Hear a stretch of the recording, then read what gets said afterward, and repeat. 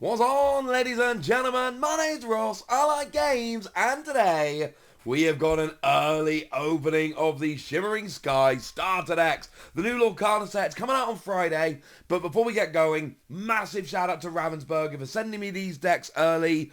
They're very nice, I'm very grateful, so hashtag ad, hashtag sponsored, all the usual stuff. These were sent to me as a present by the lovely folks over at Ravensburger. You need to know that, you have been told that, life is good.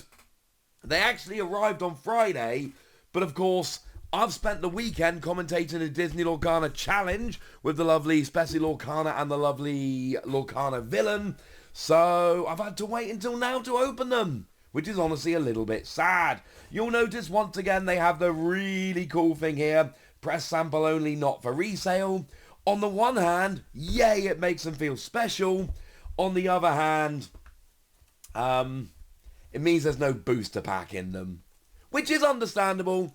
We are getting them before the release of the set, so I would rather have them early without a booster pack than not have them early at all. Plus, I'm off to Japan next weekend, so as excited as I am for Shimmering Skies, and I think I've made it pretty clear by now I am, it is going to be awkward to get lots of Lorcana. Oh my goodness, I cannot get this open. There we go. We got there in the end. So, usual deal. One of the things I need to give a shout out to Ravensburger for, it's no plastic packaging. You got a couple of tokens there, as is usual. We've got ourselves a little playmat here with a lore counter, like half a playmat. But of course, I've got my Honey Wizard playmat, which is better. And we got a quick start guide of the rules here. Now, there are two starter decks in Shimmering Skies. We are starting off with the Ruby Amethyst starter deck. This is the one that I'm most excited about. And look, we know that Ruby Amethyst is a phenomenal colour pairing, or ink pairing I should say, in Lorcana. But also, it's Wreck-It Ralph in it.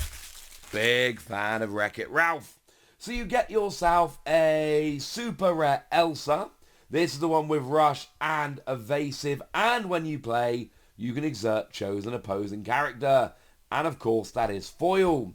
The other foil here is the rare Wreck-It Ralph. Whenever you ready this character, gain one lore for each damage on him. Those two foils are guaranteed in every deck, which is lovely. We got ourselves a copy of the rare Anna, which lets you exert all opposing characters, which is pretty nice. We've got a copy of the rare Olaf, which gets cheaper for each exerted character your opponent has in play, and has Evasive and Quest for free. We've got the rare Vanellope von Schweetz, that when you play, she gains Evasive until the start of your next turn. We've got the rare The Sword Released. If you've got a character in play with more strength than each opposing character, each opponent loses one lore and you gain lore equal to the lore lost. That could be a very powerful item. So we've got a bunch of rares there. We've got 4 rares plus your 2 foils. Nice start indeed. Now, we got Bruni here, which is a very nice card. 4 cost Evasive, and when it's banished, you can draw a card. Very cool card. Great in aggro Amethyst decks. We've got a couple copies of that.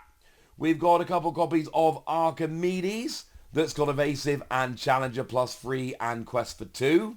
Low strength, but still. We've got a couple of copies, I believe, of King of Hearts. You can exert, and chosen exerted character doesn't ready at the start of their next turn, which is quite cool. We got Finders Keepers. Now, this is a card that was revealed on the stream in Bochum, so it's a little bit special to me. 5 costs, it draws 3. There are characters that can get this into play a little easier. I think it's going to be better than people are giving it credit for right now. We've got the Library. It's 1 cost to move there, and whenever a character is banished here, you may draw a card. I really like this one. We've got 2 copies of that. Taffeta Mutton Fudge, I've been very clear about how much I love this. 2 cost Inkable, 2/2 Quest for 2, love it. I got 2 copies of that. We got Turbo with Rush. A couple copies of that. The other Taffeta Mutton Fudge, when you move to a location, you gain 2 lore. And we've got the new location for Wreck-It Ralph that is free to move to. Love that card. We got the Minnie Mouse, where whenever this character or one of your characters named Mickey challenges another character, you gain a lore. We got Glimmer versus Glimmer. Banish one of yours to banish one of them. All 2-ofs for the moment. We've got the Knock. When you play it, you can move 2 damage counters from a character to an opposing character. We've got a small Archimedes that you can use to shift into the bigger Archimedes. Evasive and Quest for 2. Nice combination. We've got Earth Giant. When you play this character, each opponent draws a card, but decent stats for a 4 cost. We've got Gale. When it's banished in a challenge, it returns to your hand. It quests for 2. It's a 3 cost inkable, and it goes to your hand when banished. Another card that could be very good in Amethyst Rush decks.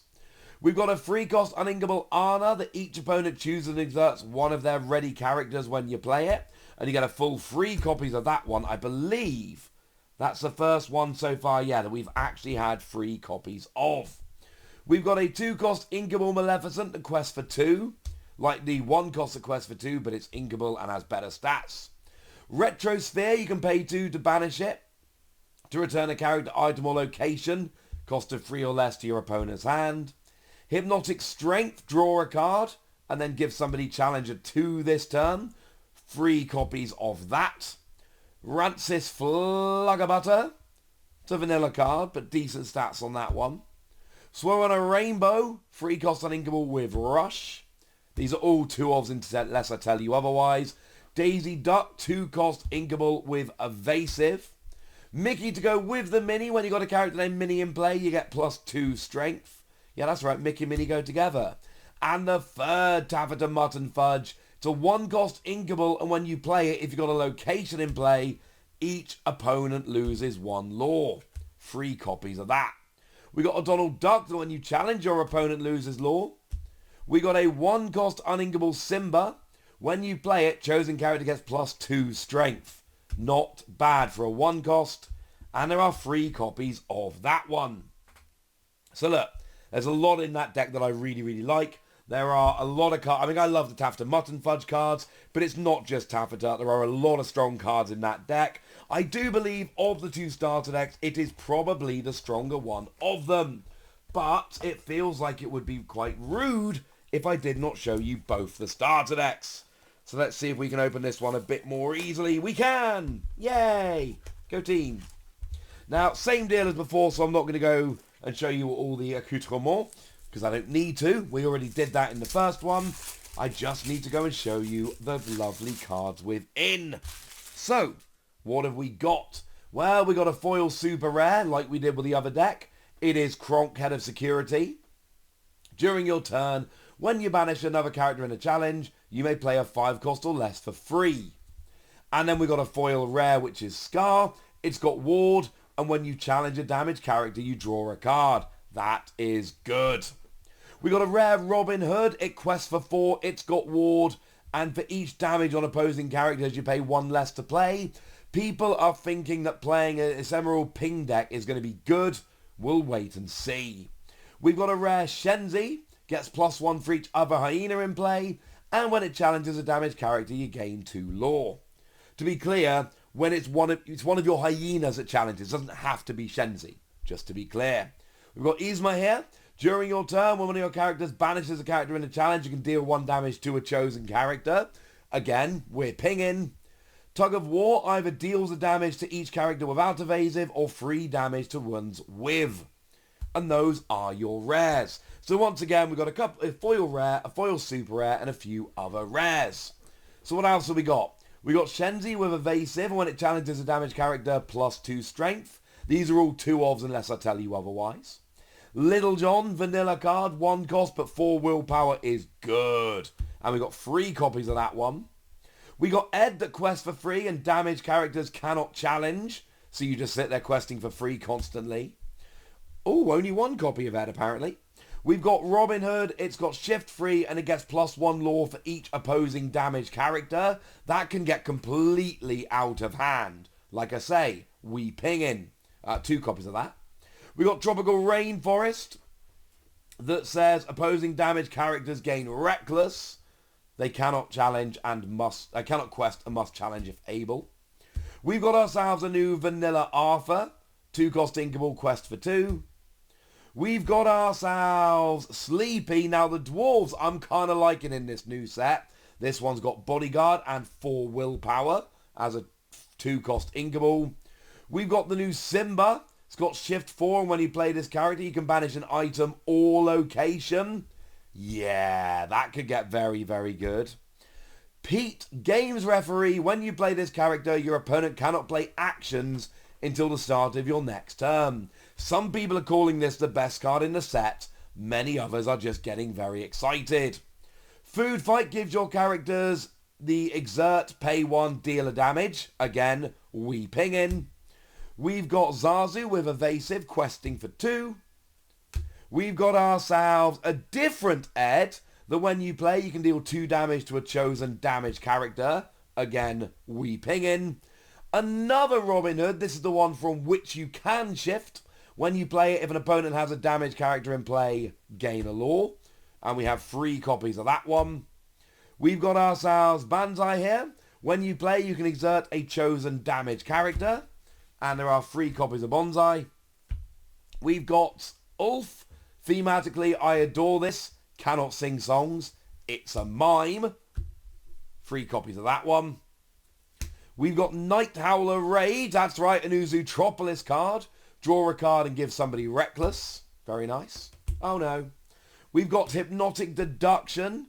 Draw 3, put 2 from your hand on the top of your deck in any order. 3 copies of that one. We've got a smaller Simba. Whenever this character banishes a character in a challenge, you may draw a card, which is very nice. 3 copies of that one. We've got ourselves a vanilla 1-cost inkable Rudy. We have ourselves a vanilla 4-cost inkable Royal Guard with 7 willpower. That is quite a lot. We got 3 copies of that one. We got a smaller Kronk from which to shift with Challenger +1. And I believe that is 3 copies of that. We got a new Hey Hey with Bodyguard.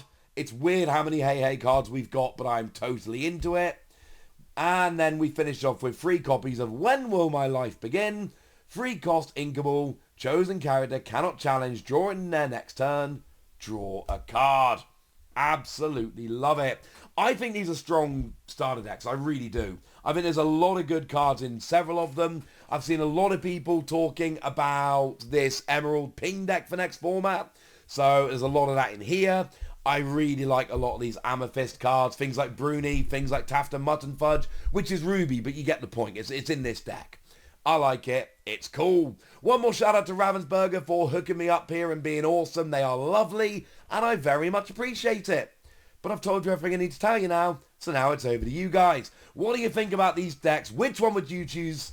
Are you going to be picking either of them up? Go nuts in the comment section, but be nice. And then the usual deal, comment, like, subscribe, all that good stuff. Thank you very much for watching. My name's Ross, and you've been watching Wossy Plays. Bye.